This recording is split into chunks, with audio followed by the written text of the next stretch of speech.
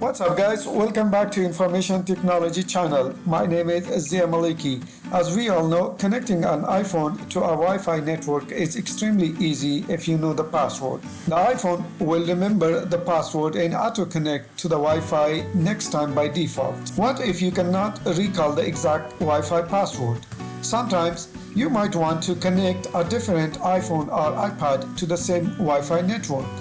Or you may want to share the Wi-Fi password with a colleague. In this video, we will show you how to view your Wi-Fi password. Let's dive into it. If your iPhone has been updated to iOS 16, you can simply view connected Wi-Fi password in settings. On your iPhone, launch the settings app and then go to Wi-Fi.